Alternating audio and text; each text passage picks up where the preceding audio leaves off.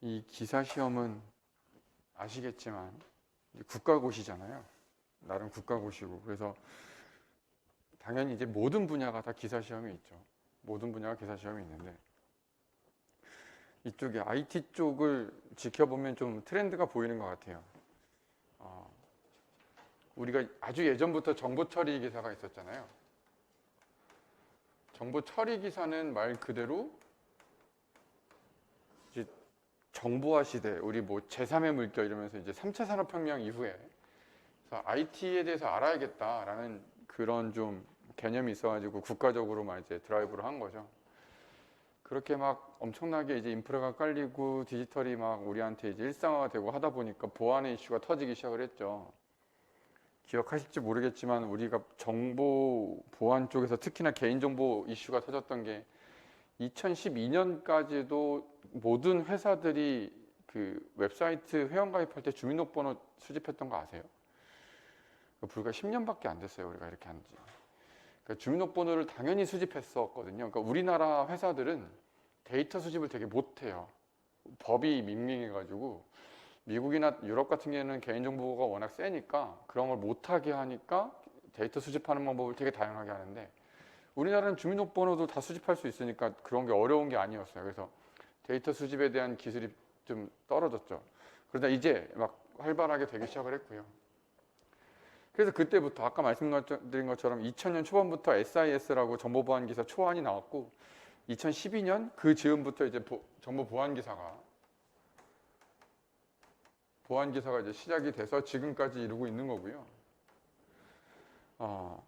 2020년대 들어서 21년이었던 걸로 기억을 합니다. 원래는 이제 우리나라 코로나가 2019년에 발발했잖아요.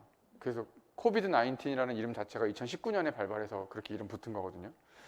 2019년 연말에 중국 우한에서 시작이 돼가지고 들어오고 막 난리가 나서 한 3년이 난리가 났기 때문에 그때 이제 원래는 2020년부터 하려고 했다가 뒤로 딜레이 된 게 분석 기사예요. 정확히 말하면 빅데이터 분석 기사죠.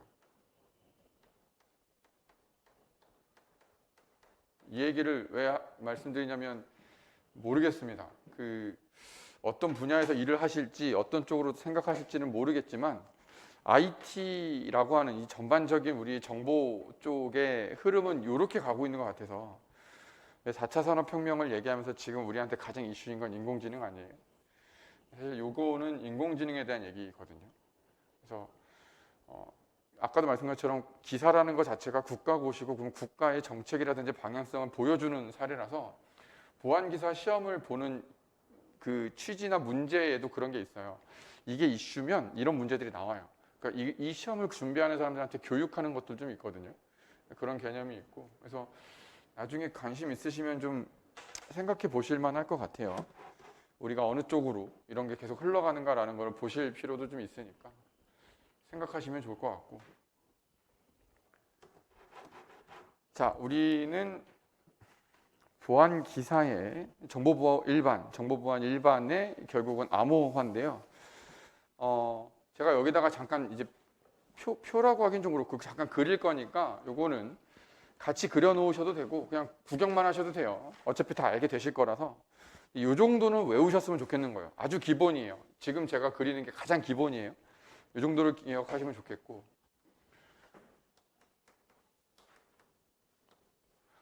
암호화, 암호학 뭐라고 하셔도 돼요. 뭐라고 하셔도 똑같습니다. 그래서 기본적으로 우리가 얘기하고 싶은 암호화의 구조를 보시면 일단은 양방향 암호화와 일방향 암호화로 나누어집니다. 무슨 말이냐? 양방향이라 함은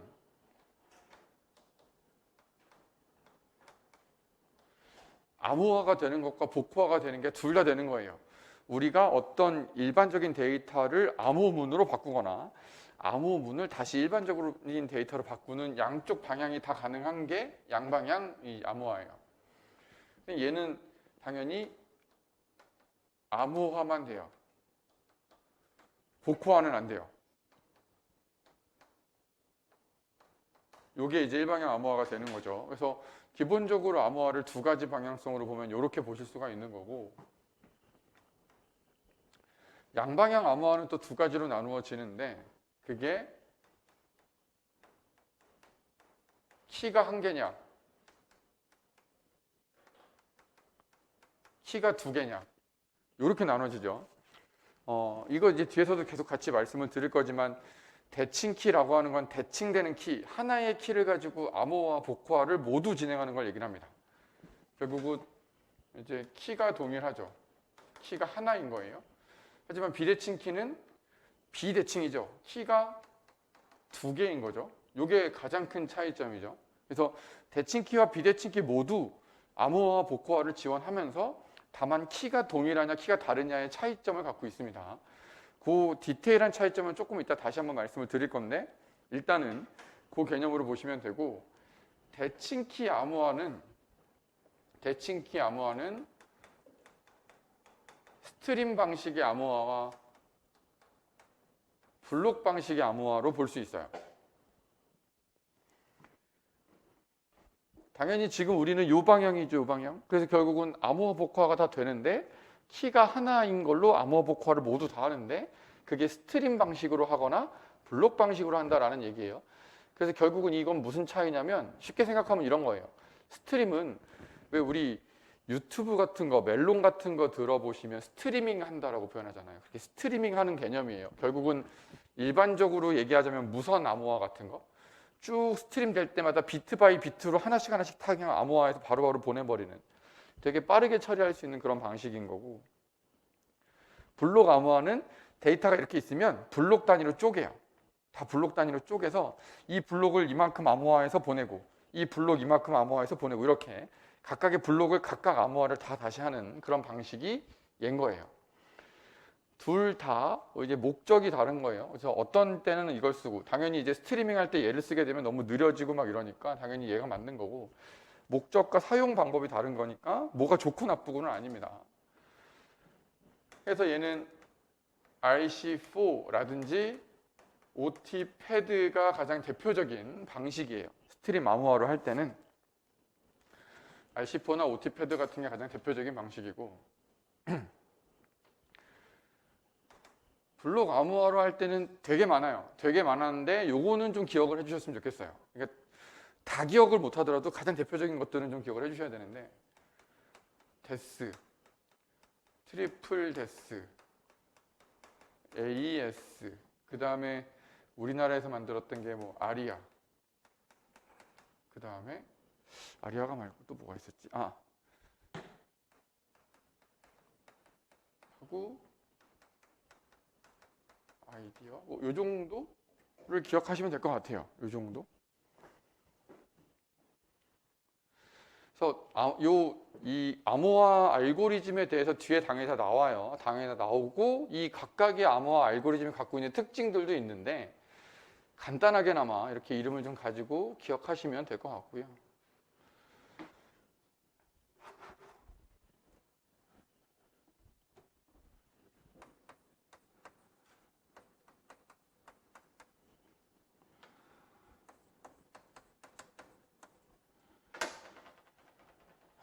저희가 이제 첫 시작에서 제가 적는 게 많아요. 웬만하면 책에 있는 걸 다 말씀을 드릴 건데 처음이라서 좀 적는 거니까 이것만 좀 적어주시면 됩니다. 그래서 이렇게 진행을 합니다. 그래서 이건 나중에 다시 말씀드리겠지만 일반적으로 스트림 암호화 같은 경우는 XOR 방식으로 암호화가 주로 진행이 되고 블록 암호화 같은 경우는 S박스, P박스 방식으로 많이 암호화가 돼요. 그래서 요거는 뒤에서 다시 한번 말씀을 드릴게요. 이런 방식이 적용돼서 암호화가 진행된다라는 거고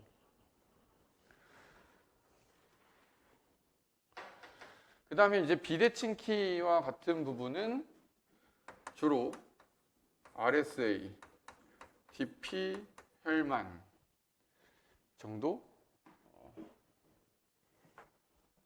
조금 더 하면 ECC 정도가 됩니다.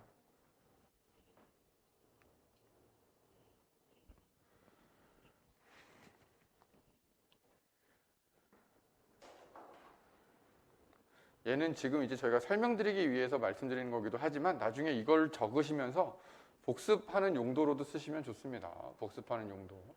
그래서 뒤에서 말씀드리겠지만 대칭키는 일반적으로 기밀성 용도예요. 자, 이제 우리는 배웠으니까 기밀성이라고 하면 읽기 속성이구나 이런 거를 떠올리셨으면 좋겠어요. 기밀성 용도고, 비대칭키는 주로 이제 인증, 부인 방지, 주로 이런 쪽입니다. 이 단어들도 당연히 다시 한번 설명을 할 거예요. 교재 다 나와 있으니까 참고로만 보세요.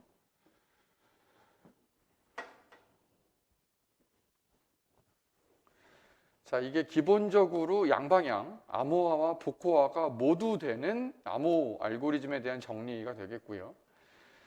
지금 말씀드린 것처럼 이제 일방향도 있는데, 일방향도 두 가지로 나눠집니다. MDC, MAC예요.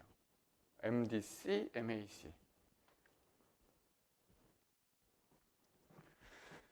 이제 이 공부를 해보신 분들은 아시겠지만, 일방향 해시 함수 얘기하는 거구나, 이제 이렇게 이해하시는 분들이 있거든요. 맞아요, 그거예요. 그래서 일반적으로 MDC라 함은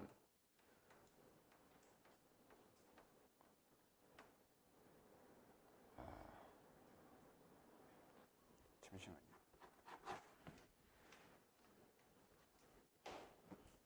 메시지가 아니라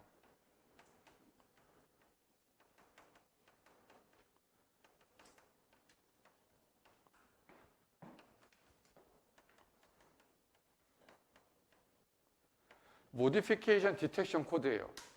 모디피케이션이 수정을 말하잖아요. 우리가 어떤 변경되는 걸 모디피케이션이라고 하죠. 그러니까 그런 변경을 발견하는 코드, 우리가 알고 있는 해시 함수 말하는 거예요. 해시 함수. 왜 흔히 이런 거 있잖아요.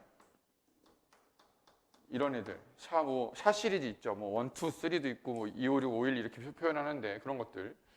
그다음에 뭐 MD5 이런 것들. 너무나 많죠. 그러니까 이런 우리가 알고 있는 일반적인 해시 함수가 전부 다 MDC의 기능을 하는 거예요. MDC, 메시지, Modification Detection Code. 수정이나 변조된 게 있느냐라는 걸 확인하는 그런 용도가 이제 이런 해시 함수의 그런 기능이고, MAC는 조금 다르죠. 안 보이실 수도 있겠다.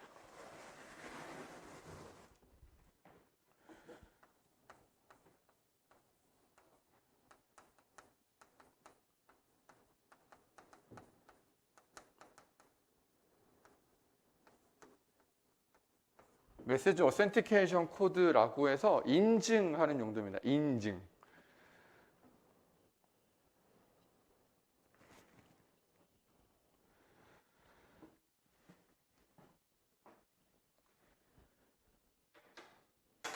아니, 어떻게 이게 인증이 되느냐? 해시 함수에는 인증하는 기능이 없지 않느냐? 그죠? 해시 함수에는 인증하는 기능이 없어요. 근데 여기서 중요한 건 뭐냐면, 얘는 인증이 가능한데 왜 인증이 가능하냐면, 키를 집어넣어서 해시 함수를 쏴버려요. 키를 집어넣어서 해시 함수를 쏴기 때문에 그 키를 갖고 있는 사람이 보낸 거다라는 걸 알 수 있거든요. 그래서 인증이 되는 거예요. 여기서 말하는 이 키는 대칭 키예요, 비대칭 키예요?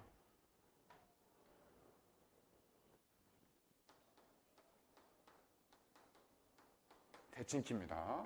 여기서 말하는 키는 대칭 키예요. 대칭 키를 싸서 해시 값을 만들어 버리면, 저거를 갖고 있는, 나랑 같이 가지고 키를 갖고 있어서 내가 암호하면 얘가 복호하고 얘가 암호하면 내가 복호할 수 있는 그런, 우린 서로 상대인데, 그 키를 해시 값으로 싸서 나한테 보냈어. 제가 보낸 게 맞네. 이렇게 인증할 수 있는 거라고요. 그래서 이런 식으로 해시 함수를 이용해서 인증을 할 수 있는 거고, 뭐 이런 게 이제 뭐 HMAC,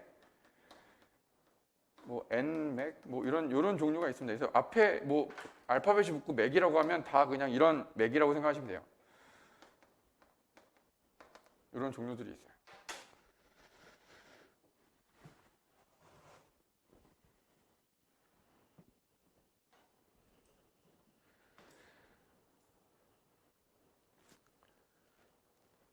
그럼 당연히 이제 MDC 같은 경우는 우리가 이제 무결성을 체크할 수 있는 그런 기능이 되는 거고, 얘는 아까도 말씀드린 인증이 되죠. 인증 또는 이제 부인 방지는 좀 인증 정도로 보시면 되겠다. 자, 이건 다시 한번 자세하게 말씀을 드릴 거예요. 아주 심플하게만 먼저 말씀을 드린 겁니다. 아주 심플하게. 그래서 기본적으로 우리가 배울 암호화의 전체 그림은 이거예요. 여기서 이제 조금 더 자세하게 뭐 데스는 어떻게 생겼나요? 뭐 이런 해시하면서 샤251은 어떻게 생겼나요? 이런 얘기를 할 거예요. 그리고 사실 조금 과장을 보태자면 요 표만 잘 외우고 있으면 암호화 문제 한 반은 맞출 수 있어요.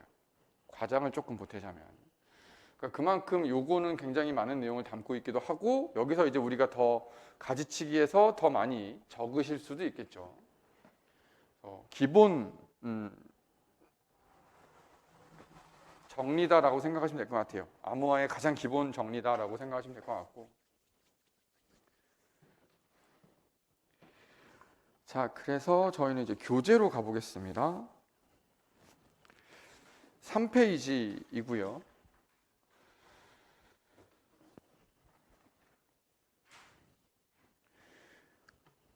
자, 3페이지에 보시면 암호학에 대해서 기본적인 개념이 나와요. 공부해 보신 분들은 아시겠지만 또 비단 보안이 아니어도 다른 공부를 다 해보셔서 아시겠지만 기본적으로 어떤 분야를 공부한다는 거는 단어를 아신다는 개념하고 크게 다르진 않은 것 같아요. 단어의 개념을 꼭 다 기억하고 넘어가시면 좋겠습니다.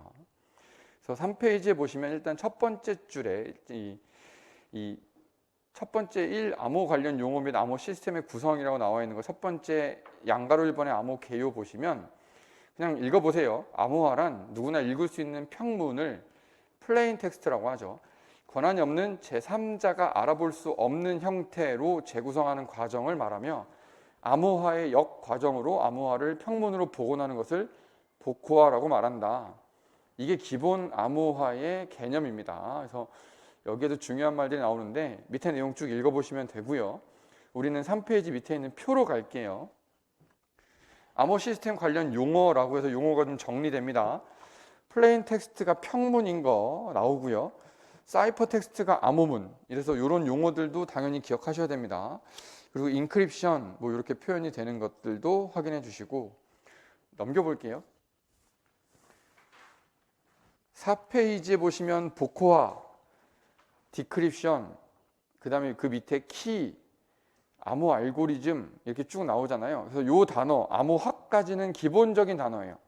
암호학까지는 그래서 키, 알고리즘, 암호학 여기까지는 가장 기본적인 단어고 전자서명부터는 우리가 암호를 배우셔야 이해가 돼요. 암호문, 복호문, 뭐 암호 알고리즘 이건 당연히 아실 수 있는 내용인데 전자서명은 뒤에서 다시 설명할게요. 뒤에서 실제로 우리가 가장 많이 사용하는 방법이기도 하고요. 현재 많이 쓰는 방법이기도 하고 이제 요 내용이 굉장히 중요한 부분이라 요 시험에 잘 나오거든요. 전자서명은 뒤에서 다시 설명을 드리겠습니다. 그 다음에 이제 일방향 함수는 요거죠. 요거 우리가 배웠던 요거를 일방향 함수. 재미있는 게 양방향 암호화 복호화에서는 키가 나와요. 그죠? 대칭키 비대칭키라고 키가 나오는데 여기서는 키가 없죠. 심지어 여기서도 키가 들어가는데 얘가 대칭키를 빌려와서 인증해서 써요. 그러니까 얘는 키가 없어요. 그래서 얘는 어떤 키를 가지고 암호화 복호하는 게 아니라 그냥 함수라고요. 우리 왜 당연한 얘기했지만 함수라고 하면 이걸 하면 뭐 y는 뭐 ax 플러스 b 뭐 이런 식의 함수잖아요. 그럼 얘를 계산하면 얘가 나오는 거죠. 그죠? 이 값을 가지고 이거를 알 수 있어요? 알 수 있다고 하시면 안 돼요. 얘를 모르는 상태에서 y만 주고 이거를 유추를 못 하잖아요. 말도 안 되잖아요. 이거라고요. 해시 함수는 이거예요. 이걸 돌려서 이 값이 나오게 만드는 게 해시 함수라고요. 해시는 함수예요. 일방향 함수. 그래서 그건 다시 말씀을 드릴게요. 그 다음에 이제 무결성, 쓰기 속성이라고 외우세요. 쓰기 속성. 거기 뭐라고 설명되어 있지만 쉽게 본인의 언어로 좀 가져가세요. 기밀성, 읽기 속성입니다. 읽기 속성. 부인봉쇄. 이 부인봉쇄는요. 거기 보시면 송수신자가 송수신 사실에 대해 부인할 수 없도록 하는 성질. 그러니까 거짓말 못하게 하는 성질을 말해요. 거짓말 못하게 하는 성질. 이런 표현도 씁니다. 부인 봉쇄 또는 부인 방지라고도 씁니다. 둘 다 같은 말이에요. 부인 봉쇄, 부인 방지. 같은 말이고요.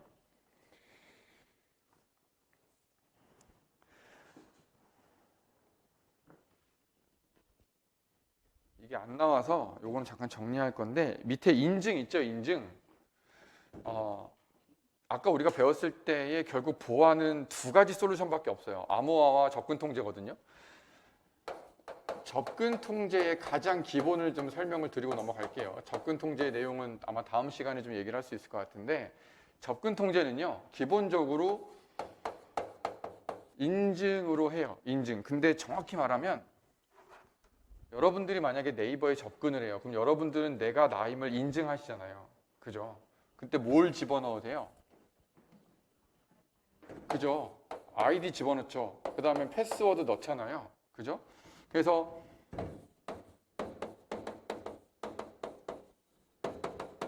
아이덴티피케이션을 우리가 식별이라고 하고요. 그 다음에 패스워드 넣는 거는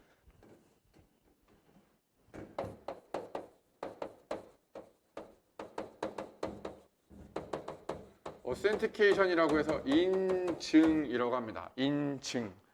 그러면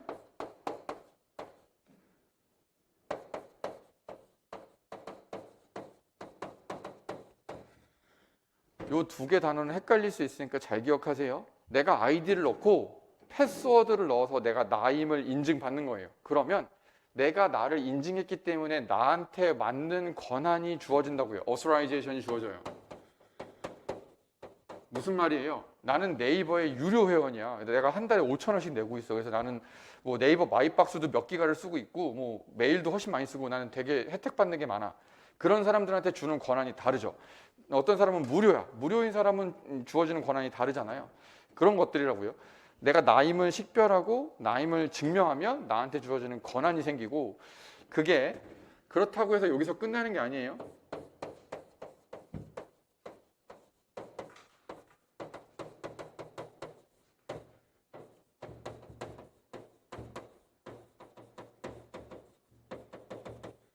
어카운터빌리티라고 해서 책임 추적성이라는 게 있어요. 그래서 이게 IAAA라고 해서 접근 통제 가장 기본이 요거거든요.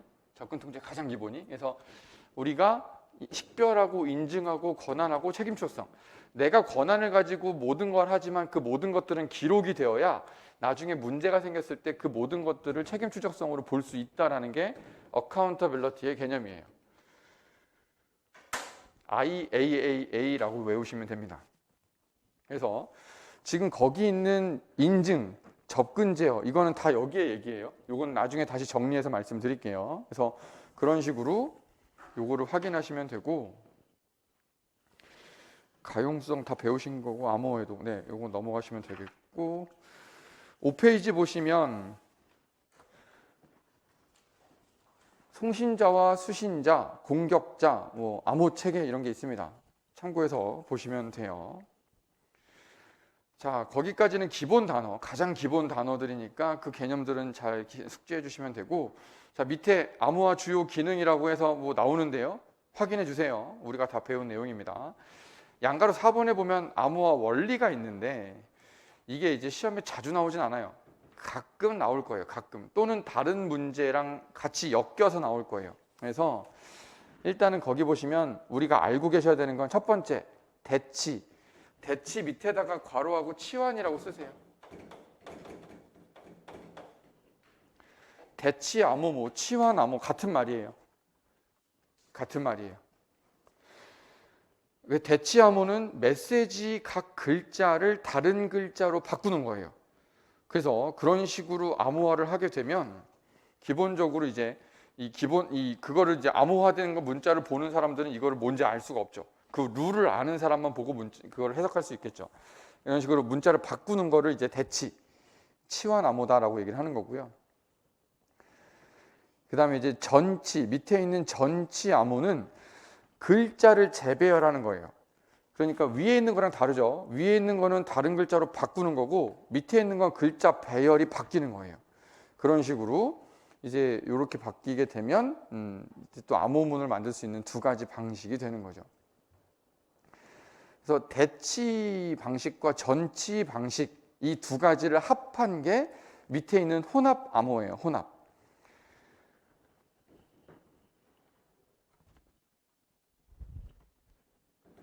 여기 이거 기억나세요? S박스, P박스? S박스의 S가 여기 있는 substitution이고요. P박스의 P가 permutation인데 여기 있는 transposition과 같은 뜻이에요. 그래서 S박스, P박스는 대치하고 전치하는 거를 같이 써서 이런 애들이 사용된다. 물론 모두가 이걸 다 같이 쓰는 건 아니지만 일반적으로 이게 많이 쓰인다는 거예요. 이렇게 같이 쓰이는 게 이 내용이다라는 거예요.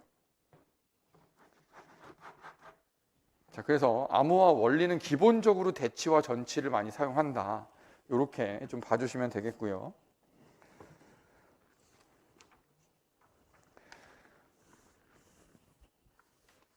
자, 6페이지로 가시면 스트림 암호가 있습니다. 스트림 암호. 스트림은 거기 보시면 이제 첫 번째 줄에 스트림 암호 개념이라고 해서 평문과 같은 길이의 키 스트림을 생성하여 평문과 키를 비트 단위로 XOR 하여 암호문을 얻는 방법. 이것도 아실 수 있을 건데 정리를 하면 요거 연산 들어보셨어요? XOR?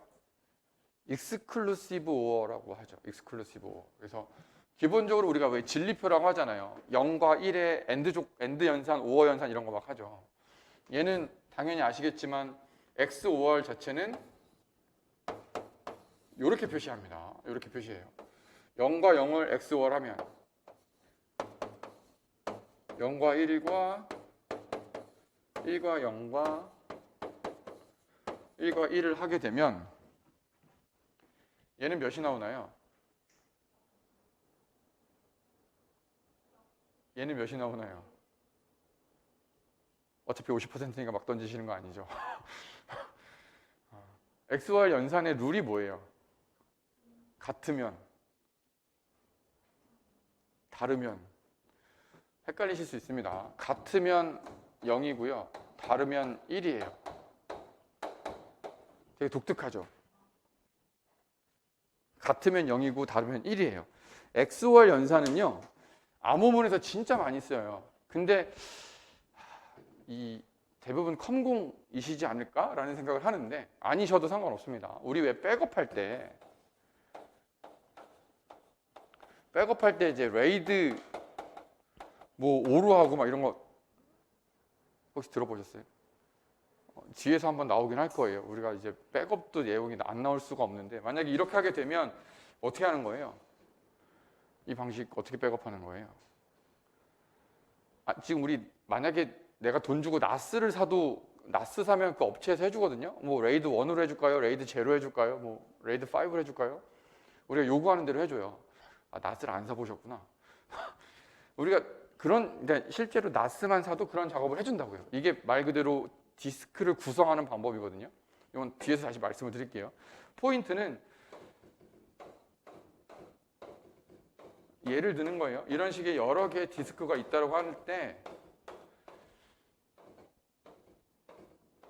여기 첫 번째 있는 디스크를 다 모아서 여기에다가 이 값들을 저장하는 거예요.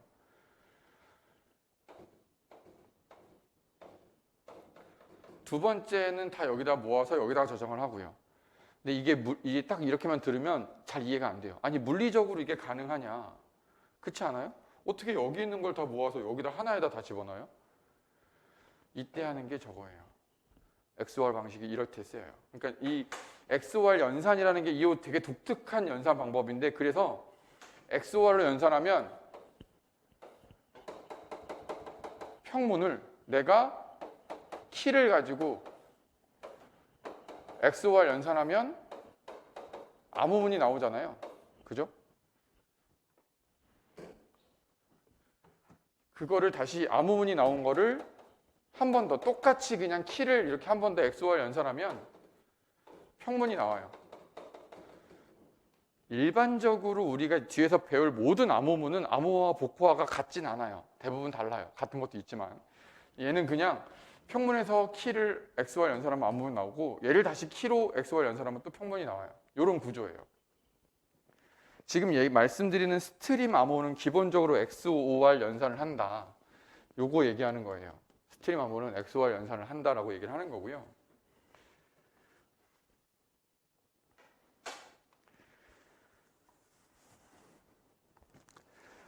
그래서 지금 위쪽에 지금 양가로 5번이 스트림 암호를 얘기를 하고 있는 겁니다. 위쪽이 스트림 암호고 밑에가 블록